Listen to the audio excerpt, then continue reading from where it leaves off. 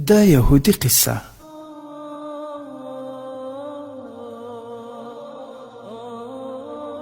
حضرت ابن عباس رضی الله تعالی عنہ فرمایي چې په شام کې یو یهودي اوسېدی. هغه به د تورات تلاوت کاوه. یو ځل یې تورات پرانیست، نو هغه کې 4 ځایونو باندې د نبی اکرم صلی الله علیه وسلم تعریف او صفت ولیده. یهودي هغه ځایونه کټ کړل او ویې سوځل. بل ورځ هغه بیا تورات پرانیست، نو 8 ځایونو کې د نبی اکرم صلی الله علیه وسلم تعریف او صفت ولیدو. د هغه هم پرې کړل او ویې سوځل. درېیمه هفته یې تورات پرانیست، نو 12 ځایونو کې هم دا تذکره ومونده. یهودي سوچ وکړو چې که چیرې زه هم داسې کوم، نو ټول تورات به د دې تذکرې نه ډک شي. د خپلو ملګرو نه یې پوښتنه وکړه چې محمد څوک دی چې په تورات کې بار بار ذکر کیږي. ملګرو یې د محمد صلی الله علیه وسلم په شان کې نعوذ بالله بدې خبرې شروع کړې او ورته یې وویل ښه دا ده چې نه ته هغه ووینې او نه هغه تا وویني. یهودي وویل چې د موسی علیه السلام د تورات قسم، ما د هغه د ملاقات نه مه منع کوئ. ملګرو اجازه ورکړه، دی خپلې سورلۍ باندې سپور شو او شپه او ورځ به منزل په منزل روانو. آخر دا چې مدینې منورې ته نږدې ورسېدو، د ټولو نه لومړی د حضرت سلمان رضی الله عنه سره د هغه ملاقات وشو. ډېر ښایسته یې ولیدو. ویې ګڼل چې محمد صلی الله علیه وسلم همدا دی، حالانکه د نبی علیه السلام د دې دنیا نه د سفر کولو 3 ورځې شوې وې.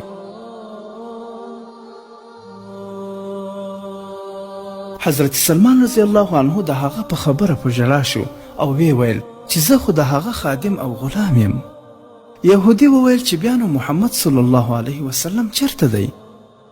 اوس سلمان رضی الله تعالی عنه په سوچ کې پریوتو، که د وفات خبره ورته اوروم نو دا به واپس شي، او که دا ورته ووایم چې موجود دی نو دروغ بشي. آخر یې ورته وویل زه به تا د نبي علیه الصلاة وسلام صحابه ولبوزم.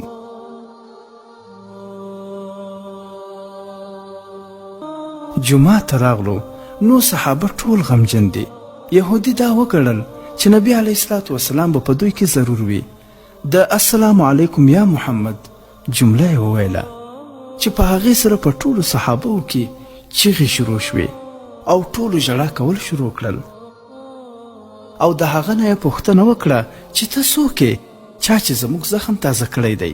څوک مسافر معلومیږي؟ شاید تا ته دا پته نشته چې نبی علیه الصلاة وسلام 3 ورځې وړاندې وفات شوی دی. دا چې یې واورېدو، هغه یهودي چیغې کړې هی زما غمه، هی زما غمه، د سفر ناکامۍ، ارمان زما مور څه زیږولی نه وی، او که زیږولی یې خو ارمان چې ما تورات نه وی لوستلی، او که هغه هم ما لوستلی خو ارمان چې د محمد صلی الله علیه وسلم په تعریف او صفت باندې مې نظر نه وی پریوتی، او که دا هم شوی وی خو ما ته د نبی علیه الصلاة وسلام زیارت نصیب شوی وی. بیا یهودي وویل آیا دلته علی موجود دی چې ما ته د نبی علیه الصلاة وسلام اوصاف او د حلیه مبارکې تعارف وکړي؟ حضرت علی رضی الله تعالی عنه ورمخکې شو او ورته یې وویل زما نوم علی دی. هغه ورته وویل ما ستا نوم هم تورات کې لیدلی دی. حضرت علی رضی الله تعالی عنه د نبی علیه الصلاة وسلام حلیه مبارکه بیانول شروع کړه چې نبی علیه الصلاة وسلام نه زیات اوږد او نه زیات وړوکی و، سر مبارک یې ګولو او تنده یې فراخه، د سترګو توروالی ښه تور و، باڼه یې اوږده وه، د خندا په وخت یې د غاښونو نه شغلې وتلې، د سینې نه یې د نوم پورې د ویښتو یوه کرښه وه، د لاسونو په تلو باندې یې غوښه وه، د خپو تله یې لږ ژور و. د نبی علیه الصلاة وسلام د بدن د جوړونو هډوکې غټ و، مثلا سنګلې او ګوډې. د نبی علیه الصلاة وسلام د 2 اوږو منځ کې د نبوت مهر و.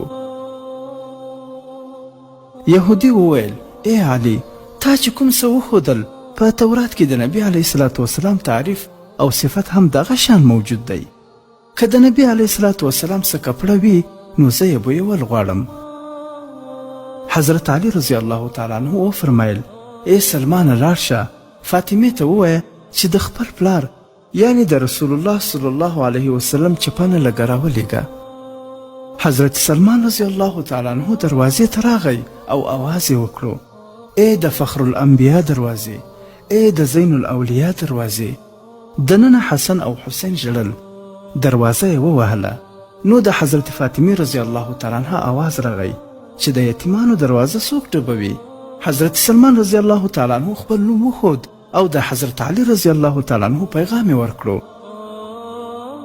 هغې په ژړا کې وویل زما د پلار چغه یعنې چپنه به څوک اغوندي؟ حضرت سلمان رضی الله عنه ورته ټوله قصه واوروله. هغې چغه راوایستله چې وزه یې د خرماو په ریښه باندې ګنډلې شوې وه. حضرت علی رضی الله تعالی عنه هغه ونیوه او بوی کړه. بیا نور صحابه وو، بیا یهودي ونیوه او بوی کړه او وی ویل واه څنګه ښه خوشبو ده. بیا د نبی علیه الصلاة والسلام قبر ته حاضر شو. بیا یې د اسمان طرف ته سر اوچت کړو چې ای الله زه ګواهي ورکوم چې ته یو یې او واحد لا شریک یې، کائنات ستا محتاج او ته بې نیازه یې. او زه دا هم ګواهي ورکوم چې د دې قبر شریف والا ستا حبیب دی. کوم څه چې دوی فرمایلی دي زه د هغې ټولو تصدیق کوم او په هغې ایمان راوړم. ای الله که زما اسلام ستا په بارګاه کې قبول وي نو زما روح اوس واخلې. دا یې وویل همالته پرېوتی او روح یې ورکړو. حضرت علی رضی الله تعالی عنه هغه ته غسل ورکړ او په جنت البقیع کې دفن کړو. ګرانو مسلمانانو ورونو، دا قصه له تنبیه الغافلین کتاب څخه د واقعاتو ذخیره په 153 صفحه کې راخیستې ده.